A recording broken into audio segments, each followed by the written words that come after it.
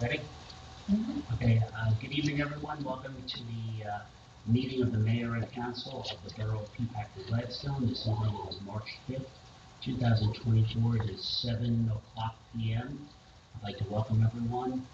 Out of respect to these proceedings, I've asked if everyone will please silence your cell phone if you haven't done so already. And I am now calling this meeting to order. Nancy, would you please read the sunshine laws? Pursuant to the Open Public Meetings Act, adequate notice of the 2024 meeting dates was published in the Courier News and the Burningsville News on December 14th, 2023, and posted at the Municipal Complex in the Borough Library. Action may be taken. Would everyone please stand and join me in our pledge of allegiance? I pledge allegiance to the flag of the United States of America and to the republic for which it stands, one nation, under God, indivisible, with liberty and justice for all. Thank you. Be seated. Roll call, please, Nancy. Councilwoman Murphy? Here. Councilman Portello? Here. Councilman Silva? Here. Councilwoman Sueda? Here. Council President Sweeney? Here. Councilwoman Wyler? Here. Mayor Corleone? Here. Okay. Let the record show that the Borough Attorney, Stephen Warner, is with us as well as yourself, Nancy.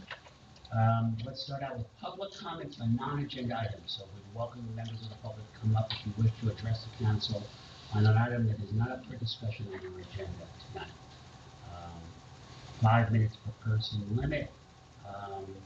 No debating between residents. Anyone here for a non-agenda business item? Seeing none, I'll close the public comments on agenda, and we will move right on to old business.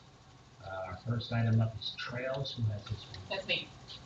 So this is basically a request to do a few projects.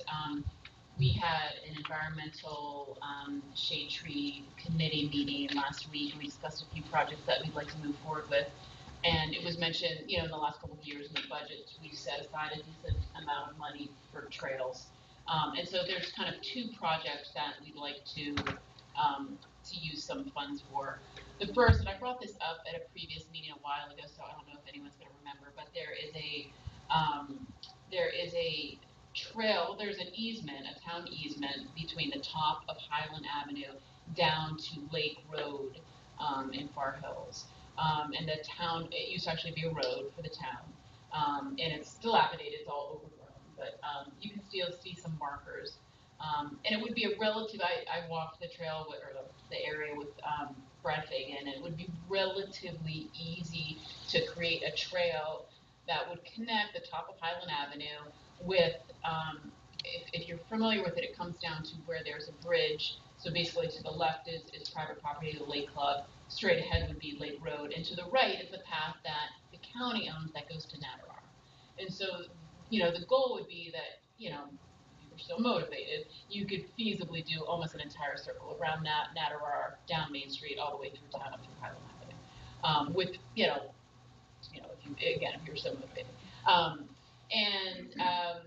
So one request would be to do a relatively simple survey. We inquired with the RIDE and the cost of doing a kind of a relatively simple stakeout type survey, and the cost wouldn't be that much. It was somewhere in the $3,800 range to have a survey done so that the DPW could do the work. And I did talk to Brad about that when we walked it last year, and it would be, they have the equipment, we wouldn't have to outsource it in any way, and we could create a walking path. If we were, if it was used, we could feasibly put a couple little parking spots up there at the top of Highland if we were so, so motivated. So, but we'd like to do that survey so we can move forward and open that as a trail for town. It seems silly, the town owns it, we might as well use it for a relatively small amount of money. A second request for funds would be, there's Brad, I could ask him, I was just talking about Brad. Oh. I just brought up, doing that Jacob's Ladder project that we had discussed. Second would be to update our trail map in town. There used to be an active trail committee a while ago, and trail maps were done. They were kind of lost. We'd like to update those so we have an accurate trail map of town so that we could if we end up hiring someone to help us work on those trails, just so we have an accurate map and the DPW is aware of kind of where we are and what to do. And the map could be utilized for things like grant applications. Right now, it's a little bit hard when you don't have kind of documented mapping of the trails to ask for any money to do projects. And then kind of on that same note, start to make some simple improvements to those trails. The DPW now has that piece of equipment that it's the perfect width to do some simple trail work, and maybe get some input on dealing with some of the lower areas where water accumulates and it's muddy and it becomes impassable certain times of year. So a couple survey items, and kind of just basically working on our trail system. So I wanted to ask the council how they felt about spending some of those funds on those projects. And obviously I can get you firmer numbers, but before doing that, ask your thoughts, knowing that we've been putting money aside. It is a $3,800 bill from Bill Ryden for that Jacob's letter. So I thought. And who would be updating the trails on that? So, Ron Kennedy was the initial person who did it, and he actually has copies, but he's not sharing them. And with an editable, I forget the program that you can kind of edit trail maps with, but so we don't have those copies. So it wouldn't be him. A member of the environmental commission's working on that, or Environmental Steering Committee. Has some contacts. His daughter works on trails, so I'm not sure who we would use. So again, if you were all okay with us moving forward, I'm sure I could get some more details. My recollection is we've been putting aside $50,000 a year for trails. Yeah. I don't know if we did it last year. Yeah, but it's a chunk of money of which we haven't touched. Yeah. So it'd be nice to get that GIS-based mapping of the trails. And again, the Jacob's Ladder, we already own it. It's just brush at this point, so it would look nicer, and a handful of people I'm sure would use it. I would use it. So I think it's nice. We might as well take advantage of the property we already own. I'd be supportive. Great. Walk trails that we have now for dogs. So yeah, great. Yeah, same here. I'm in agreement. Yeah, support.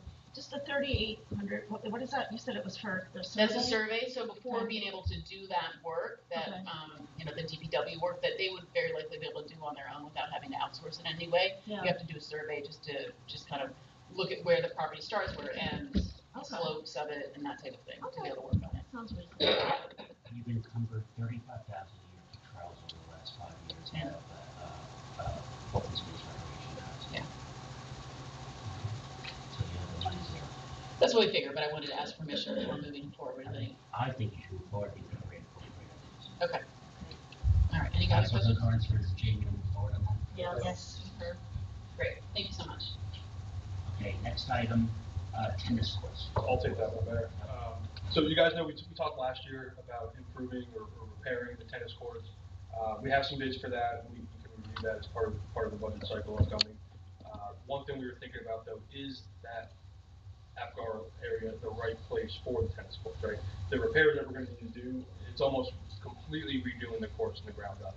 And so with that being the case, thinking of where they are today, improper drainage and things of that such helps feed into the cracks and the decay of the tennis courts. So thinking of some other options of where to potentially put them.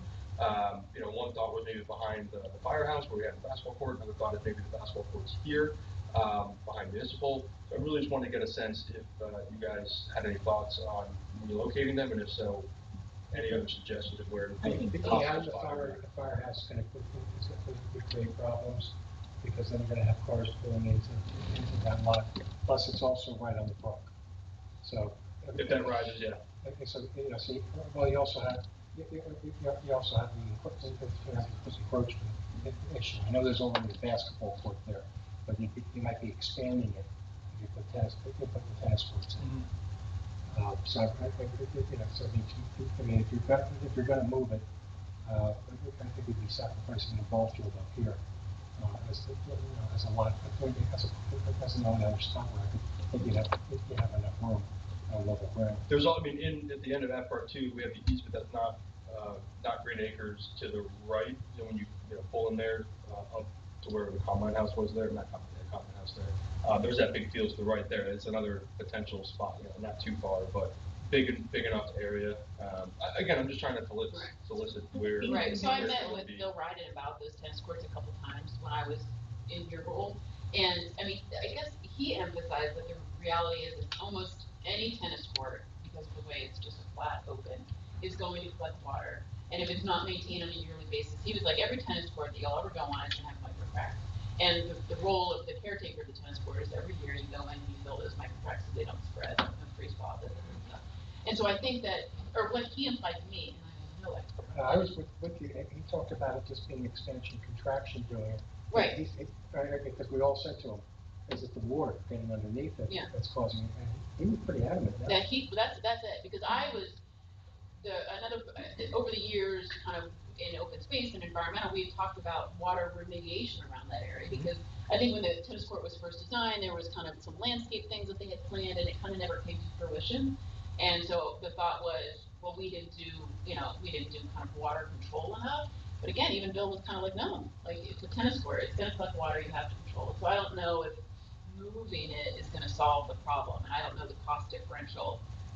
Don't get me wrong, I don't think that's necessarily the best spot for it, but I don't know if it's gonna resolve the problem. But in fairness, we put a dime into it since we started. Right, and that's our mistake, and Brad's well aware from the meetings that we've had with, I mean, you were there, that, we have to be better about taking care of it, whether we hire an outside company to come in every year or whatever, but we're just gonna end up having to replace the entire court every, 10 years or sooner if we don't take care of it. Yeah, well, I mean, maintenance will definitely, wherever it is, even if where it is today, upon repair and completion, it will be maintained on an annual basis. We have to do that to ensure longevity of it. So I just didn't know if there was any thoughts to another location that might be. So I have a thought on this. I am probably the only person here who voted to build those tennis courts. I was a new council person. They came to me, yeah, you gotta vote for one building. Oh yeah, sure, why not? And I had no idea. If I had known where they were gonna be built and how they were gonna be built, I would have not voted on it. But I did, because, you're new and you wanna, do what the right thing is. I don't love where they're situated. They're situated right in the middle of a big field. You can't really drive up to them. You have to walk through the field to get to them. The field is always seemingly wet. At the time when we built them, I'm going to say it was $220,000. That was 9 years ago, or 8 years ago. And we're going to rip them out and spend another. Now it's going to probably be $250,000 to demolish them and build new ones. And 8 years out, we're going to be facing the same issues again. I think we should, before we put money into repairing them, we should at least be satisfied we don't have a better location for them. I'd like to know if there's any way that they could become a potential tennis court / pickleball court for money. And I'd like to know if we could fit them behind here. We don't seem to have drainage problems back here. It's very convenient, there's plenty of parking, and it's more convenient than being on Combine where you have to drive to. Here, most of our residents can walk to. I want to add to that So- too. Oh, sorry. Before we put money in, I want us to be satisfied that if we're going to put money into rebuilding the tennis courts, which I'm understanding that they do require, because they're beyond patching, as I understand it, that we in fact have a great location and probably spend the money to get them rebuilt. Also, having tennis courts here would enhance camp, another activity for campers, That's a great having everything together. So, I just think it would be very convenient for people here with parking. And I've been to the tennis courts over there too, and it is wet. Sometimes walking through, where they're located now in the field. Yeah. Kind of I out think of the way. I'd be surprised, and I wasn't on council then, that there wasn't a discussion, because I remember coming to meetings and people discussing, taking away that smaller ball field for it, but was there a reason? Because that seems like a good location for them. The person who was chairman of the open space committee at that time, who pushed very hard to have it put a combine. Mark and I kind of straddled. It started before I stepped down, and you finished. I was not enamored with the location as well. And I'm still not enamored with the location simply because we're already, with the affordable housing plan, Epcot is getting hit with the affordable at the end of the street. And anything we could do to make the traffic on Epcot better, knowing that that project is coming down the pipe, is going to be beneficial to that neighborhood. Yeah, and no doubt more people would use, I mean, I think there's a handful of people who use it regularly back there, and it's basically like private tennis courts for a handful of people.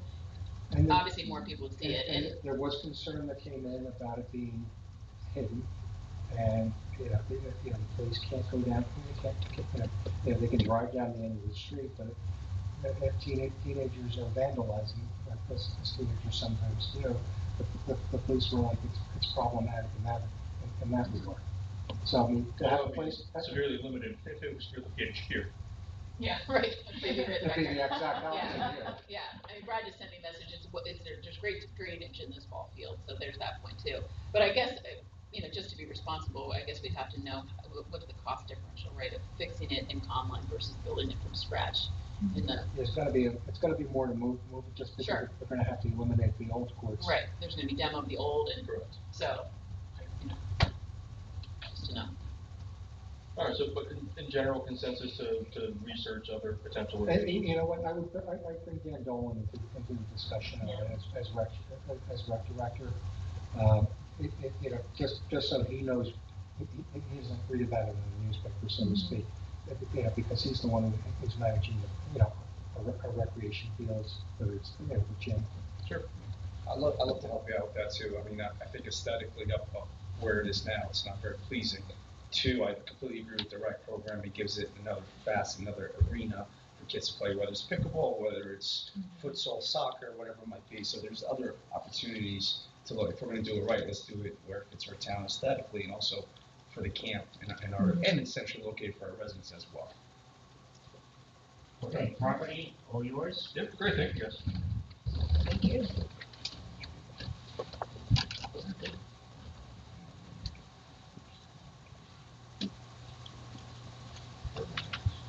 Okay, moving on.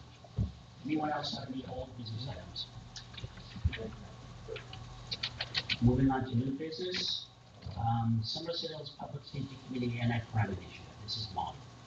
So as everyone is aware, as council members, I've been meeting every 2 weeks with the mayors and most of the police chiefs from the surrounding 5 towns. It has not really impacted us greatly yet, but some of the other towns, particularly those off of 287 and 78, are being hit with a fair amount of crime. Mostly car thefts, but some house break-ins as well. A good number of the car thefts, I'm going to say 40%, are simply because people don't lock their cars and they leave the keys in their cars. But the other remainers, cars are being stolen, and probably was provide an easy exit out to get the cars down into a container and shipped overseas. All the chiefs seem to be in concurrence that the main reason this is considered is because of bail reform and the fact that they are simply not incarcerating people who steal cars. They arrest them and they release them. And that's coming down from the prosecutor's office, which in fact in turn is coming down from the Attorney General's office. Because of this, all of us towns, the towns are Bridgewater, Bedminster, Far Hills, ourselves, Bernardsville, and Bernards Township, have gotten together and we formed this safety task force to make our thoughts known and to have a voice in higher government that we don't want to tolerate this. There was a meeting, Tom Kane held Congressman Kane held a meeting on this and discussed it to see what federal help could be forthcoming. I can't say I was optimistic that the feds would be helping us much on this. We think we need to make a big impact on the state. Okay? To that end, we are all banding together to try some initiatives. And one of them is a rather creative initiative that so far has been enacted in Summit, in Westfield, and Berkeley Heights. And what they did is they passed a local ordinance, which I believe I copied you all on samples of. And they passed a local ordinance to attempt to allow some degree of prosecution by local courts to people who create theft and create these kind of issues. If they have not been challenged in court, we all wonder what will happen if they get challenged in court. But most importantly, the 6 mayors have agreed that by all of us trying to pass something like this, it gives us a certain unity and power. We're able to go to the state and insist upon some degree of help, either by increasing the state police, which I understand is rebutted on its own, providing perhaps additional support or funding for additional officers and patrols. Some of the towns are putting cameras in, which are rather expensive. Not the most helpful thing because the cars that are stealing cars are in fact stolen cars themselves, so it doesn't really help you much. Or the plates are just obscured. Or the plates are obscured. What I would like to do, and I realize there's a lot of questions about whether this could be challenged in court, is I would, along with the other 5 mayors who have all going to their councils, the same as I'm coming to you tonight, is for us to consider passing an ordinance outlawing this type of activity, allowing local prosecutors sued by the local courts. I did speak to our judge, Judge House, about this.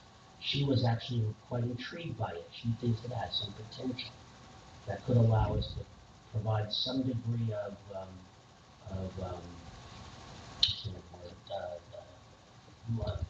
give our police some power about doing something about this should it occur here, and charging the miscreants who steal cars or in some cases break into houses a threat that they're going to end up in jail by local ordinance, not by state ordinance.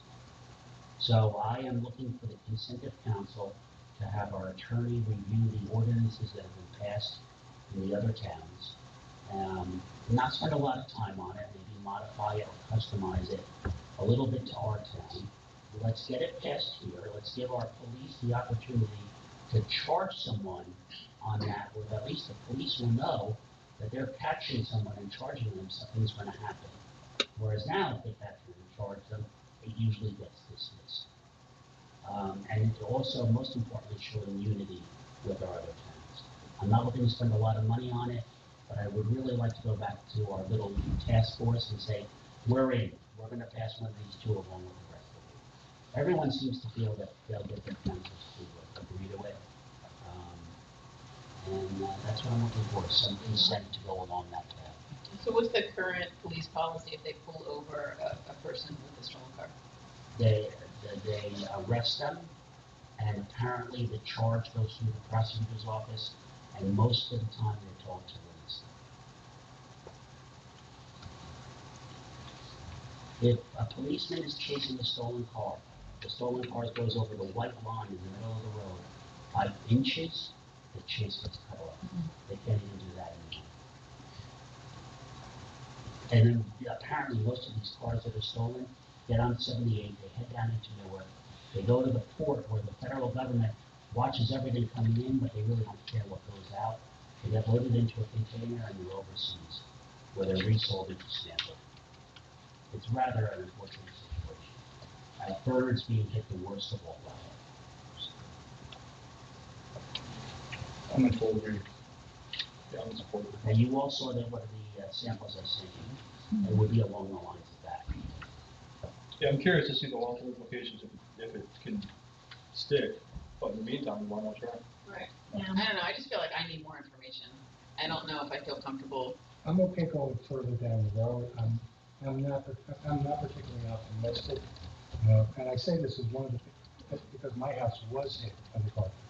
And they didn't get a car, but it was on my next door neighbor's video, the door cam video.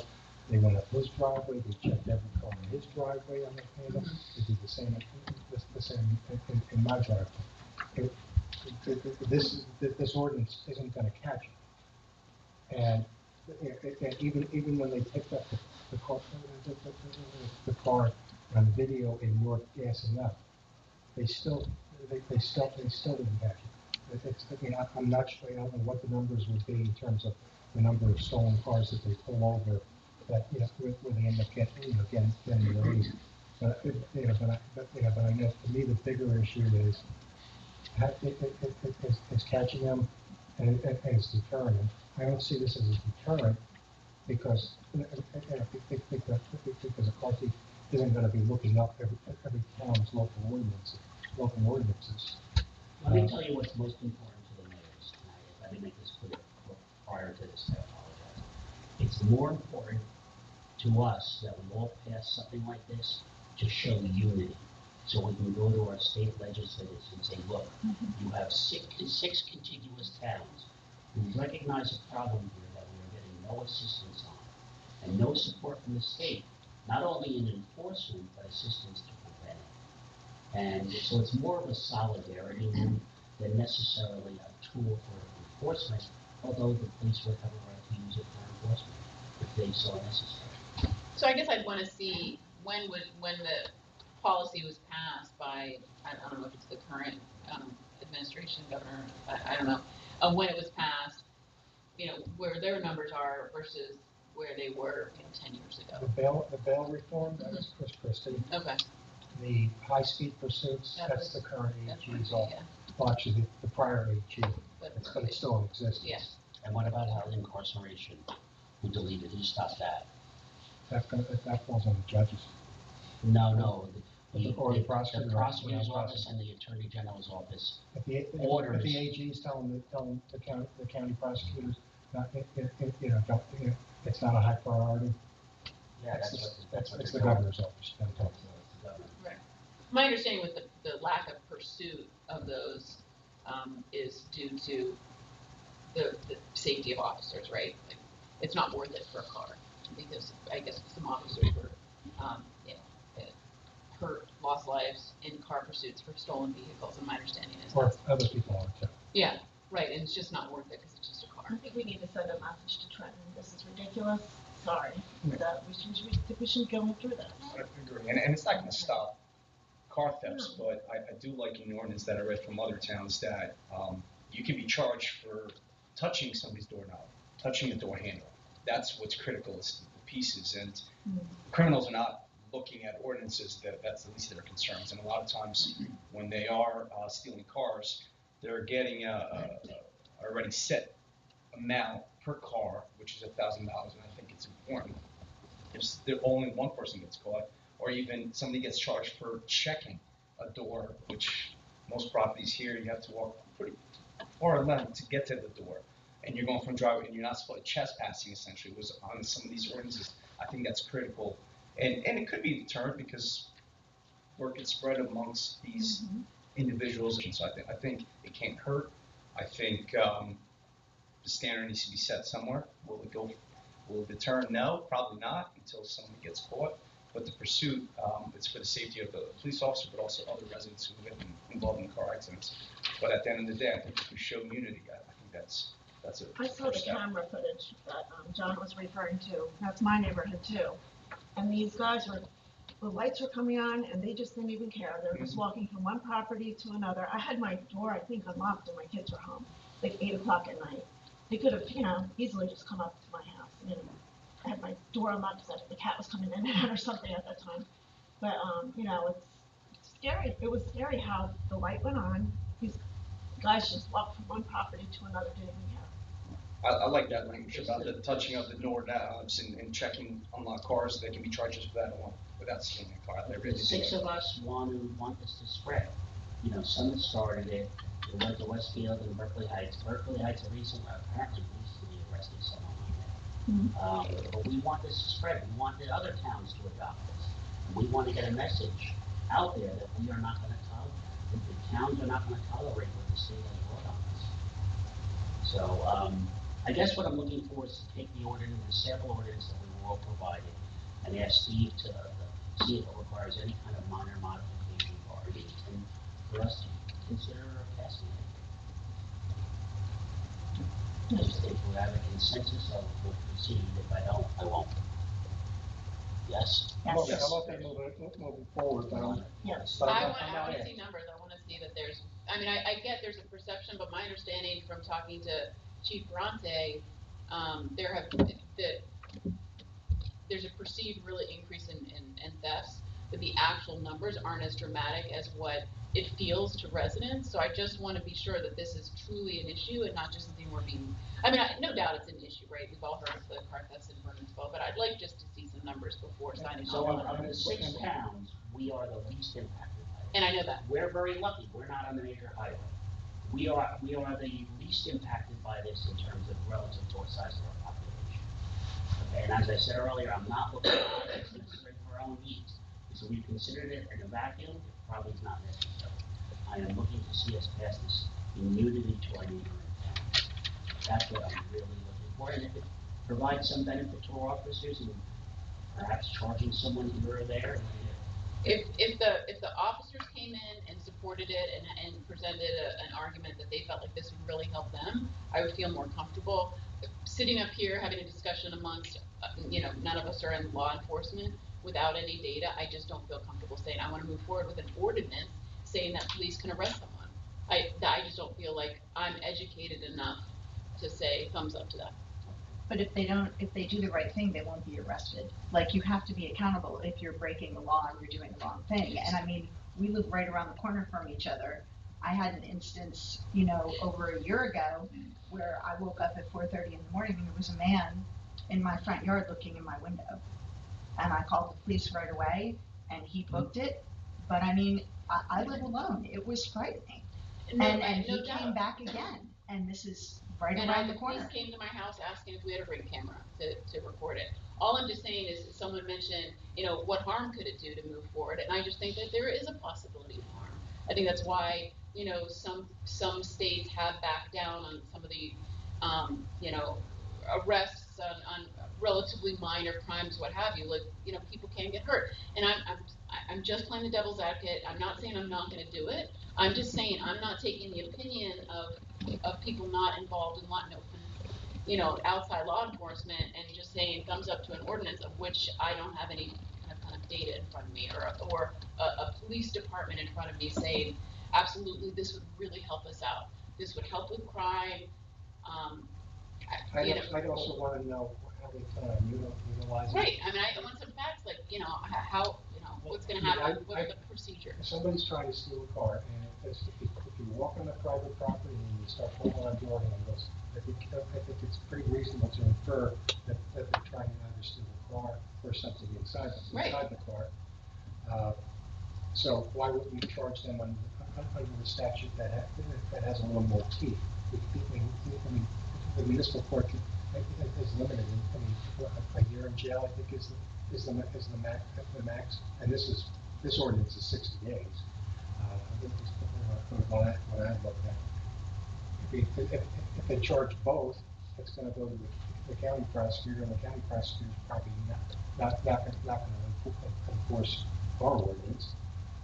So I think I'd want to hear from the county prosecutor, the county prosecutor's office, or at least our prosecutor. Are we going to charge them with this lesser offense? Under the assumption that if we charge them under Title 2C, that they're not going to be prosecuted. And Mayor, just correct me if I'm wrong, you met with the chiefs of police to discuss this, all from every town, and they're all in agreement that this would be beneficial. It's not just from the mayor and the councils, it's from the police chiefs that are making this recommendation. This way, their feeling when we met was this is another tool in our arsenal that they could benefit. And that's where the law enforcement order specialty comes in, I guess, was recommended to.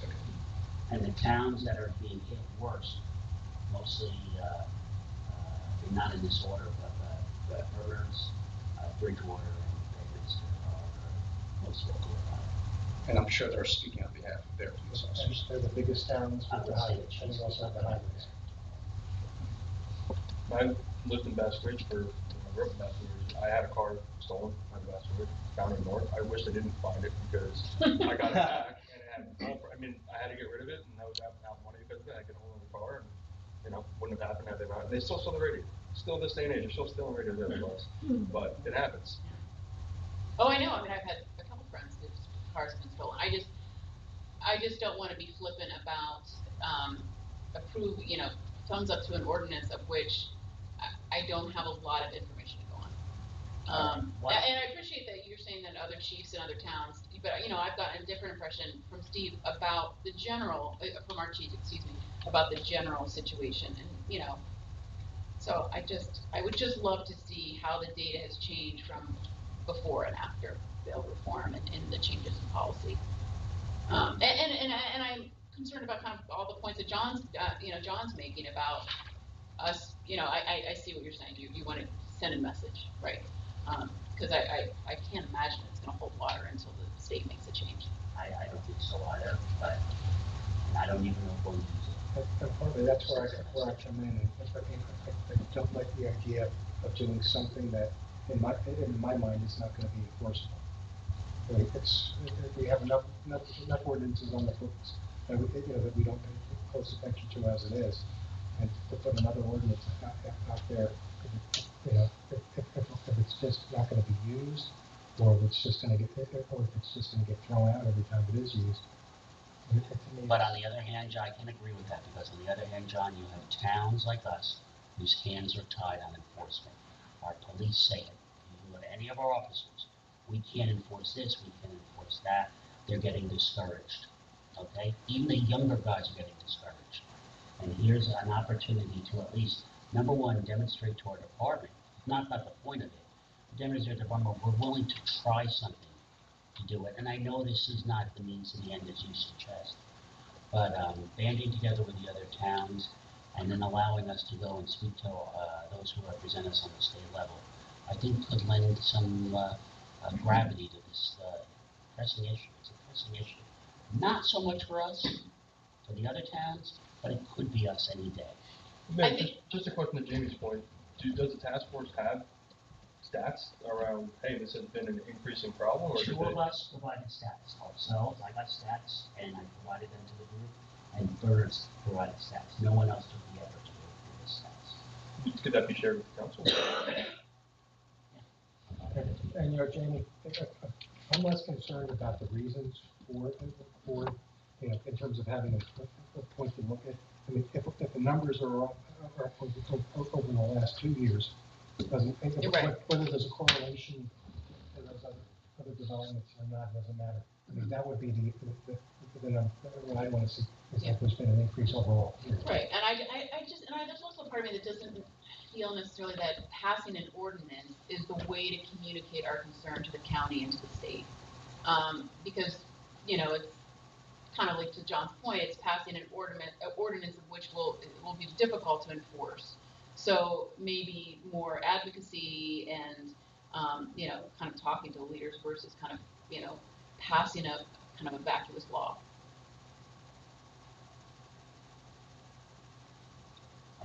I hear your point. I'm not disagreeing with anything you said. I don't know. And I hear what you're saying too about and I respect people's concerns. I do hear a consensus on wants to at least give it a try. Am I hearing that? Yes.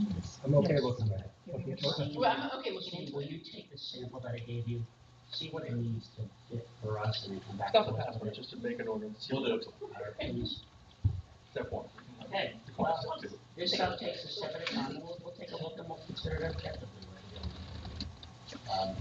That's what I want you to all have. All right, who put their new business? Who put Sarah Kay on? I put that on.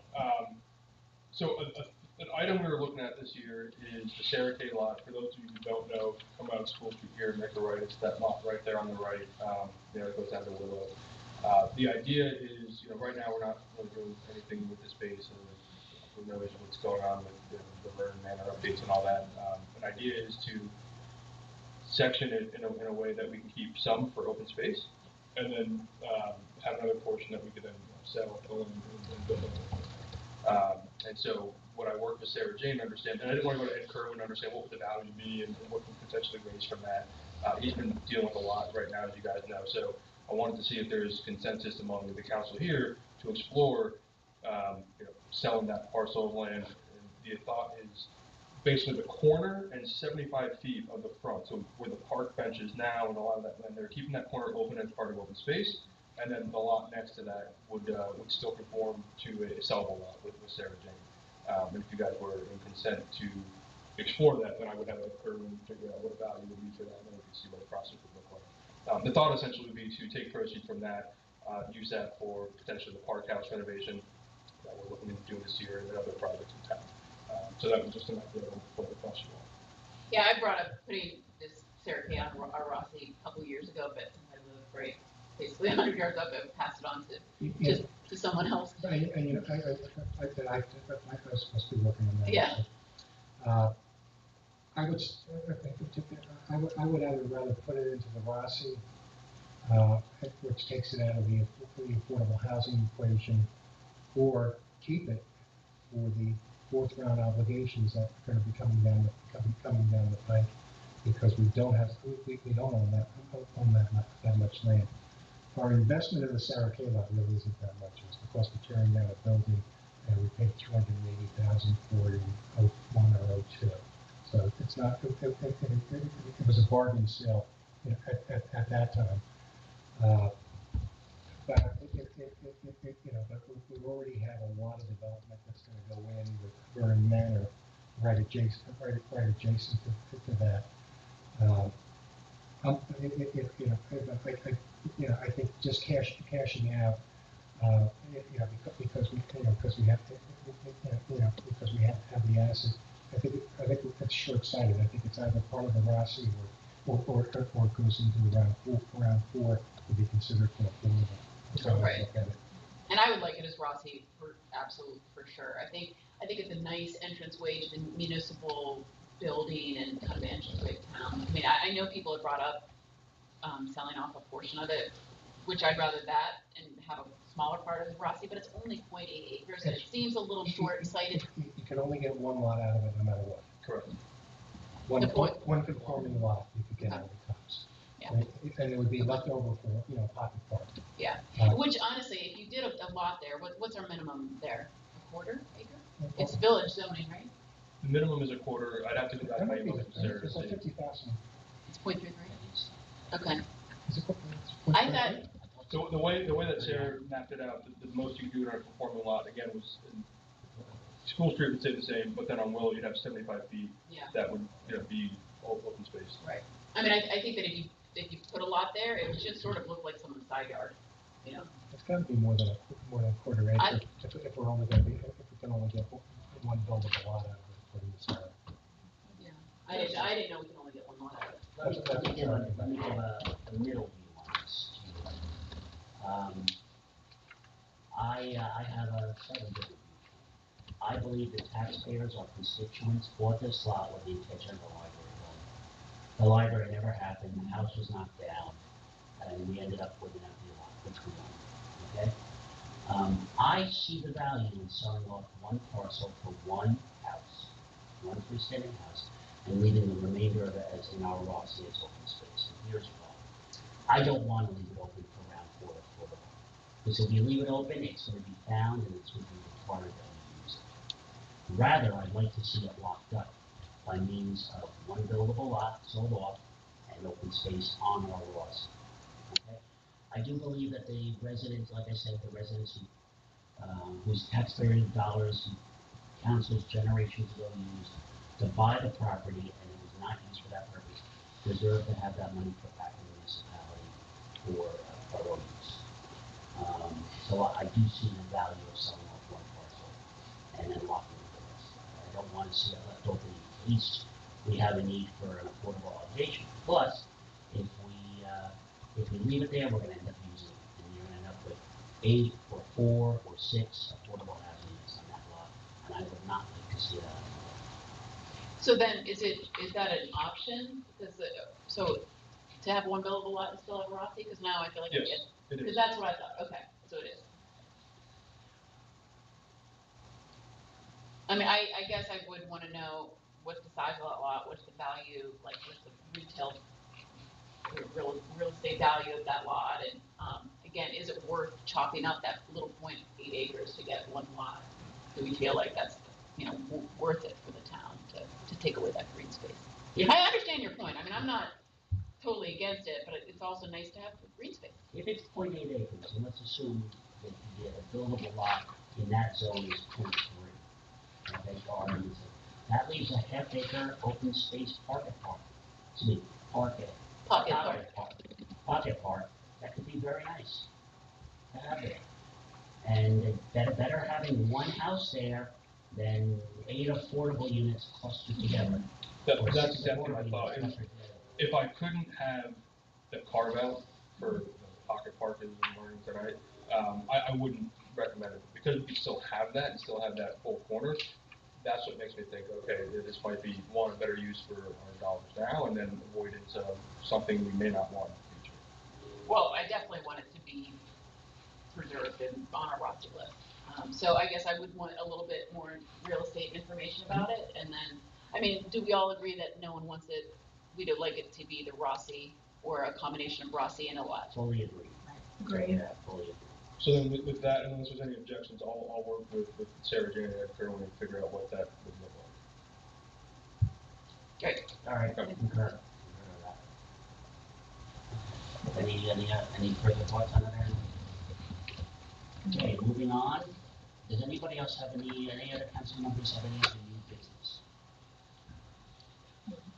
Okay, miscellaneous discussions and approvals. So I just wanted to give you all an update. So last week, I met with a Zoom meeting with, and Sergio joined the Zoom meeting with the county about the curbing that I brought up to you all about. So the curbing, the bump out curbing that would bring the crosswalk out into like the visual field of Main Street for safety reasons. And the county was really for it, which was great. I was concerned that they'd be upset about it coming into the bike lane or issues with snowplow or what have you. They were okay with it, but they did basically put it in our court. They're not going to pay for it. They don't want to design it. They said we could maybe do it, but it would be years down the line, lots of planning, but gave us the thumbs up to kind of move forward with it. Based on that information, we kind of, I spoke to the mayor. Nancy sent an email to the county confirming that we want to move forward with this project, that the town would take burden on for design and take burden on for the cost of construction and so forth. And then we did get a shared agreement back from the county 2 days ago, of which Mr. Warner will review. And then today I actually did meet with our borough engineer at the site and talked about, some options for design. And basically, I mean, it's a little hard. I could have brought some visuals, but if you're standing in front of Copa-Lux looking at the lot across the street, we have very little room to the left, so it's going to come out fairly bluntly. But then the option that I mentioned to Bill, and he seemed okay with it, would be then to kind of slope it into the hash marks, just to really have that extra deterrent of people parking there. And then depending on the success rate of vision, the open vision, you feasibly might be actually to get a little bit of parking back, right? Like if we, there's a relatively large hash mark section there. If the visual field improves enough, we might be actually able to give them a parking spot back, possibly, down the road. Luckily, it was raining today, so Mr. Ryden was able to kind of say that he doesn't think there's going to be any real drainage issues. He thinks it's going to be a relatively straightforward project. I also mentioned that, and you all may remember that when I talked about this project, wouldn't it be nice to do some lighting along the pathway, the lamps that are in Liberty Park, like maybe we could do a couple lamps along that. And his recommendation would be, let's kind of get through the planning stage of this and then go back to the county and see if there's any kind of like business improvement grants or anything like that we can use to, kind of improve the pavement, maybe put in some lights and stuff like that. So, basically I just wanted to give you an update. Like I said, Mr. Warner's going to look at that agreement, and then Bill's going to give us an estimate on, the survey and the design and so forth. So break it into two. Yes, I mean, hopefully maybe not, like kind of break it into like do part of it and then ask for money and see if we can do more. So we'll just see how that goes. Okay, we do have money close to budget now. Right. I have 2 quick updates that are really part of department reports, but I'm going to bring them up now because they are timely. I will manage all of you at our last meeting that I met with Bill Kent, president of the PD, and we reviewed a number of items. One thing I forgot to communicate to you is very graciously offered if any of the council members wish to have a tour of the meeting, because you haven't seen it, not quite sure what they do there, or whatever reason, we would be more than happy to host one or more of us up there for a tour. So if you have an interest, let me know. I'll put you directly in touch with them and let go. Get a very nice tour. That was number one. Number two, received a phone call from a member of the Historical Society of Somerset Hills last night. And she, just so you know who it was Ruth Malillo, who's the mother of Anthony Malillo. And she's very active with the Historical Society of Somerset Hills. They have been in communication with an architect who's an expert on Beaux Arts architecture. He wrote a number of books on it, and supposedly the U.S. expert on this type of architecture and knows a lot about it. And the Historical Society of Somerset Hills would like to have an event at Blairsden, no more than 40 people, to have this architect lecture and talk about the house. One day only, 40 people. And she called me to see what she should do. And I said, well, you consider this, something that your son could host privately, and it probably wouldn't require a special use permit. However, because it's an activity of Historical Society of Somerset Hills, I'm advising you, despite it only being 40 people, apply for special use permit. Okay? And she has. And then I got a call from two of their lawyers who are on the Historical Society. Well, we don't want to create tension. We were going to let it go. I said, no, don't let it go. You have a nice effort for 40 people who are interested in architecture. I urge you to file the application and let the council make a decision or not. So apparently they dropped it off, right? Yes, she dropped it off today. It went out to the chief, to Steve Dill, and to Sarah Jane for their approval before it. As long as they all approve it and we get back everything that they're looking for, it'll be on the meeting on March 26th. When I spoke to their lawyer, who's a member of the board, by the way, I did tell him the only condition I would ask was that the 40 cars, I'm getting permission from the meeting, 40 cars, 40, however many cars to access the property through the Toy Car. And he was fine with that. But the last application that came in for Blairsden, notice was given to the neighbors who weren't within 200 feet as an accommodation. Are we going to be doing that again? I asked her to do that again. Okay. I did not. Good job, Nancy. Okay, that's all the two things I wanted to update the council. Any other miscellaneous discussions or approvals? Seeing none, let's move on to reading and approval of minutes. I'll ask for consent on the executive session meeting minutes of February 13th and the regular meeting minutes of February 13th. So moved. Second. Okay. Comments or questions? Roll call vote, please. Councilwoman Murphy? Yes. Councilman Portello? Aye. Councilman Silva? Aye. Councilwoman Sueda? Aye. Council President Sweeney? Aye. Councilwoman Weigel? Aye. Okay, that passes. Let's move on to resolutions. Before I ask for a consent agenda, I would like to make a comment to the council. I just want to make it clear, I was on the phone with one of you yesterday discussing our council agenda. And this council member had a number of good questions, which I hopefully provided some context and information on and history on. Not that we ever do it, and not that I ever pressure you to do it, but when we do consent agendas, it is for efficiency. And never ever hesitate to pull an item if you wish to discuss it with the council. I know you all do your homework, I know you all prep for the meetings, so you know what we're going to do a consent agenda on. But never do I ever wish to rush any of you, and if I do, you stop me. But consent agendas are simply a matter of efficiency. It certainly doesn't mean that we don't all understand what we're voting on and vote on it accordingly. That having been said, will all the council members please take a look at resolutions 59 through 20-24 through 68-24 and advise me if you wish to pull any of these out for a separate vote. I'd like to pull 63. Okay?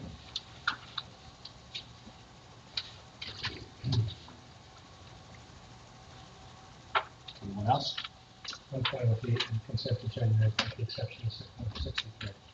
May I have a motion and a second for a consent agenda for resolutions 59-24 through 62-24 and 64-24, 64-24 through 68-24.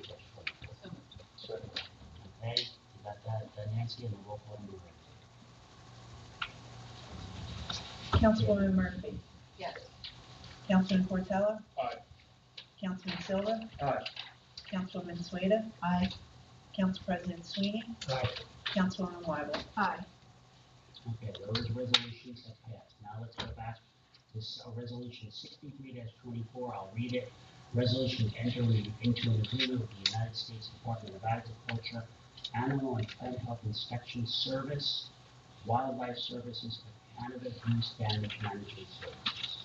May I have a motion and a second to approve this? I'll move it. Second. Okay, discussion. So I pulled it because I feel like I should elaborate on this for the newer council people. I actually spoke to one of the council, my co-council earlier today about it. You know, the geese are a challenge in our town, and we've tried a lot of deterrence over the years. You know, whether it's the geese police with the dogs or lights or spreading organic compounds on the property to deter them, you know, devices in the water, and really have had little to no luck over the decades before I was on council in a sense. So last year, in kind of desperation, I reached out to the USDA and spoke to someone in APHIS and discussed our concerns over the years, our challenges over the years, and her advice, she's like, she basically said there's nothing you can do in your current situation except for removing the geese population permanently. And that means humane euthanasia of the geese that are currently in the park. You know, I talked to her at length about other options.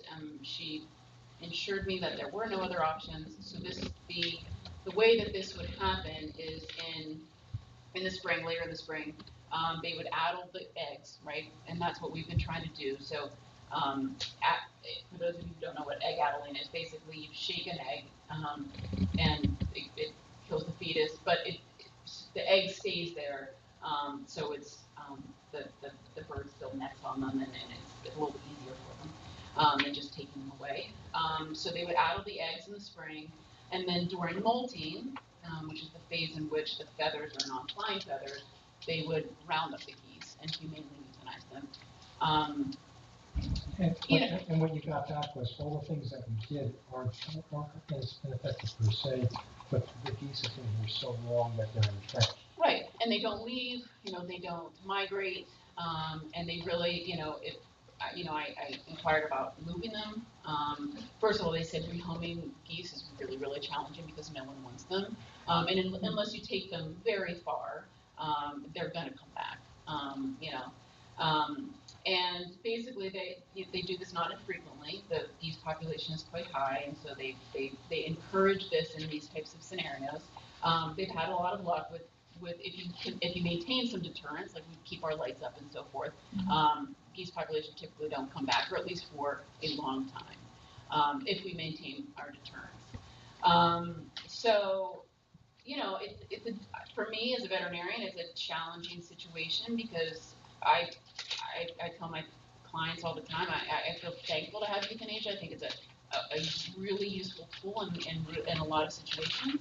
It's hard for me to talk about humanely euthanizing animals that just are living, right? They just have to find a place to live. But there's the balance of, you know, the safety of our residents, right? The geese can be a little bit aggressive, although, you know, I think it's all talk, if you will. But there's goose poop everywhere. You know, these toddlers and kids are running around the park. The reality is our park is way too small to support that many geese. It's not good for them. It's not good for us. The water is contaminated, right? Their feces are high in nitrogen, high in phosphorus, high in all sorts of things that contaminate the water. So it's not a healthy situation for them either. Although I think that the reality is we're doing this for, you know, kind of park aesthetics and safety. So, you know, there's a professional telling me this is the only thing we can do if we want to get rid of the geese. So I think we just have to be sure that we want to get rid of the geese enough to know that we're humanely euthanizing them. And Jim, just to confirm, my concern if we do this and then, we get another flock of geese and then it's like, when we do this whole, that because they're so entrenched, it's in their DNA that they live here, Yep. deterrents that we have in place currently will be effective. The contact that I've been working with, she actually did leave, but the contact who I spoke to multiple times about this really said if we keep up our deterrence, that she's had places that they've never come back or come back 10 years later when people have started to become lax about the deterrent. So I think we just have to be really good because, like you said, I would hate for these geese to die in vain, if you will, if it repopulates in a couple of years. So we have to be sure to follow up on these deterrents. Who is in charge of the deterrents currently? DPW. Okay. Yeah. Do we need to put additional deterrents in place? Not until we do this. Okay. Yeah, Once we do this, we I could think probably do we've something. had every deterrent possible. yeah. I think we would still get the spray, we would still Yeah. have the lights up, we would still have the, I think we've done every deterrent and we would still continue to do those. How often do we spray?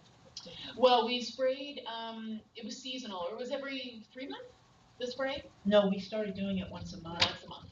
We started doing that at one point, we started doing, because Right, we we tried thought it it every was 3 starting to months work, and it and then it wasn't. didn't work at all, so we could continue with that, and then the lights. Right. And she felt, she felt like that would be enough. She didn't feel like there was any need for like geese police or anything like that, because that's probably like half the, That's, I guess, going in for that, for chasing them, to try to get them out. Like, well, if those other two deterrents, it may keep that from happening where you need the geese police. Yeah. Because when they land, they're not gonna like some of those things.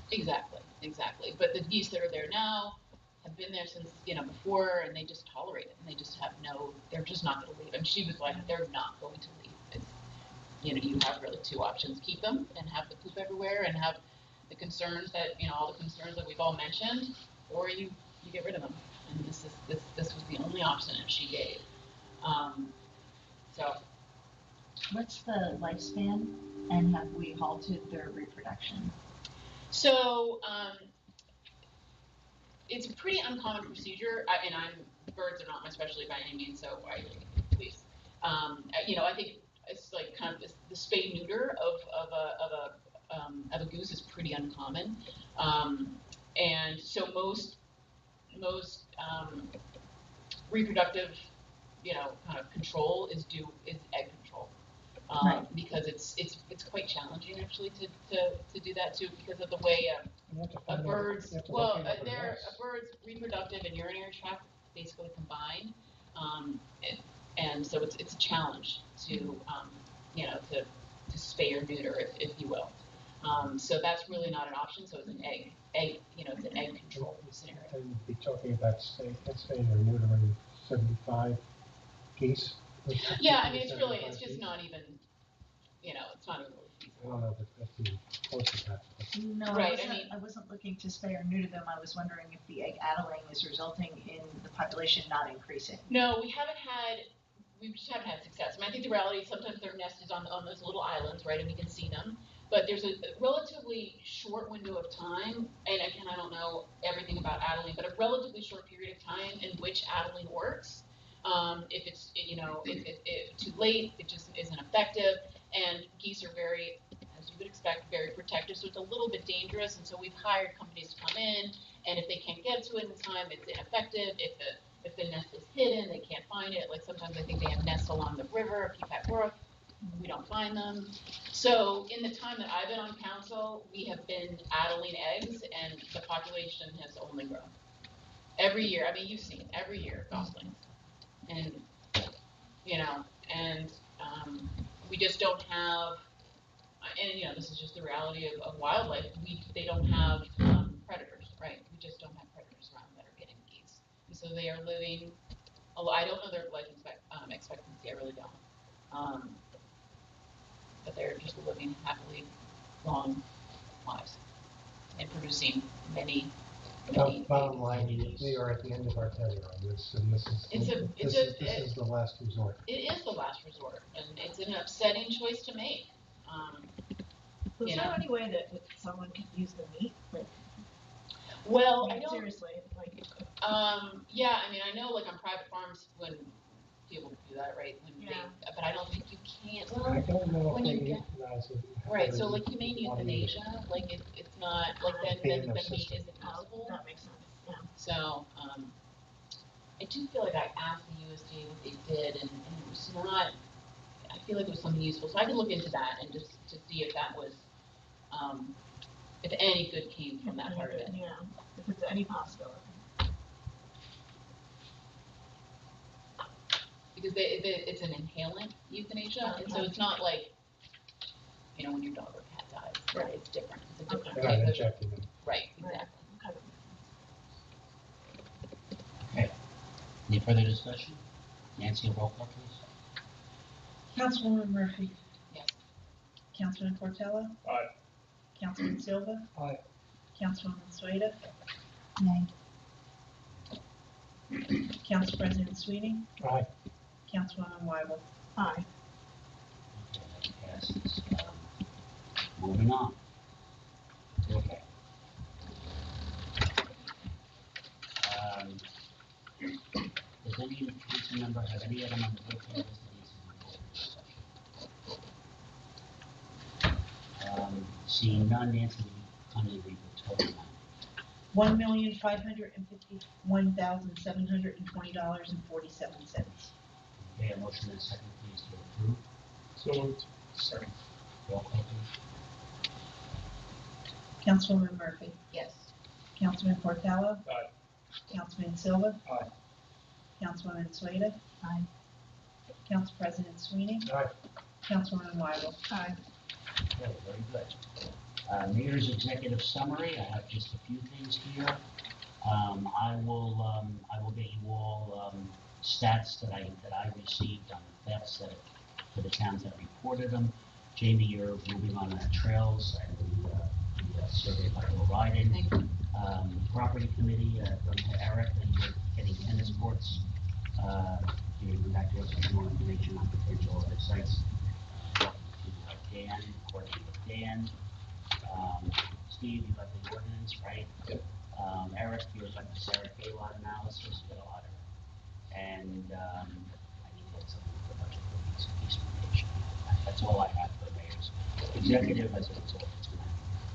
Moving on, I open the meeting up now to public comments, 3 minutes per person on any item discussed that was on the agenda this evening. So if anybody wishes to come forward, I ask you to come up to the microphone, name and address, please, and then you can state your issue with the council, 3 minutes.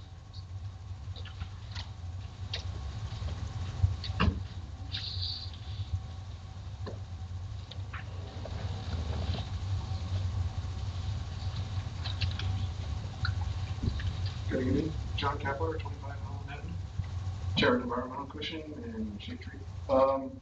So when you're talking about tennis courts, I really applaud you considering moving to a different location. You have to rebuild them. Environmental Commission has pushed very hard for them not to be located in Comline, strictly from the point that we didn't think they were getting much use. I mean, like you said, it's a hidden location. And at the time, they really wanted to put the basketball courts there. And we were like, really through the line and really pushed hard back against them being located there. But while you're considering recreation, I mean, would you just make a suggestion of bocce? Wait, that wasn't on the agenda. I know. I like the segue. I like how you did that. That's what I would do. I will add to my research. Thank you, John. Anyone else? Are these questions stuff that's not on the agenda or is? Is on the agenda.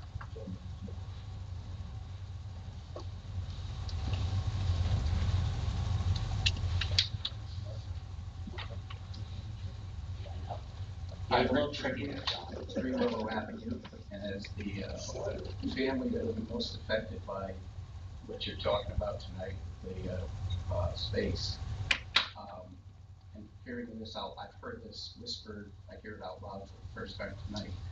I was wondering if Councilman Eric could take the time to meet with us privately after, not tonight, but as part of your investigation, just to understand what some of our concerns might be.